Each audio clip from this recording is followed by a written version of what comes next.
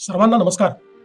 आपले माननीय पंतप्रधान नरेंद्र मोदीजी यांनी एक आवाहन आपल्या सर्वांना केले आहे, ते म्हणजे इंधन बचत आणि परकीय चलनाची बचत। सोप्या शब्दात समजून घ्या, त्यांच्या या प्रतिपादनाच्या मागे हेच दोन हेतू आहेत। सोने खरेदी करू नका असे यासाठी की आपण मोठ्या प्रमाणात सोन्याची आयात करतो आणि यातून आपल्या देशातील पैसा हा परकीय चलनात जातो।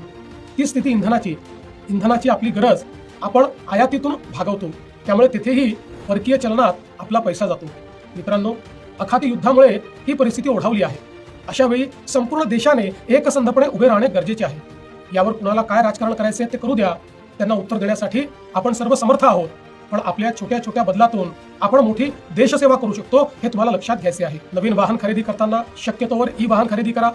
आज अनेक शहरात आपण ई बसेस दिल्या आहेत, अनेक शहरात मेट्रो आहेत। शक्यतोवर सार्वजनिक वाहतुकीचा वापर करा। कार वापरणे आवश्यक असेल तर ती समूहाने वापरा, म्हणजे आपल्या आसपासचे मित्र गोळा करून एकत्र प्रवास करा। आठवड्यातून एक दिवस नो व्हेकल डे पाळण्याचा प्रयत्न करा। कोविडच्या काळात आपण वर्क फ्रॉम होम मध्ये पारंगत झाले आहोत, तेही पर्याय पडताळून बघा। एसी 24 डिग्रीच्या खाली वापरू नका। परदेशातील प्रवास टाळा।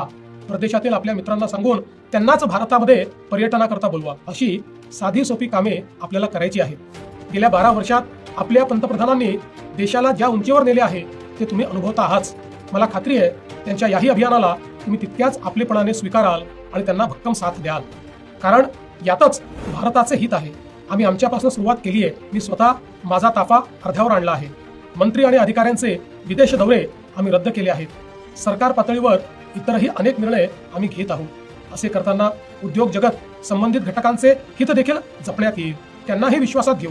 चला, आपण सारे मिळून या अभियानात सहभागी होऊया। राष्ट्र प्रथम या भावनेने एकजूट होऊया। जय हिंद, जय महाराष्ट्र।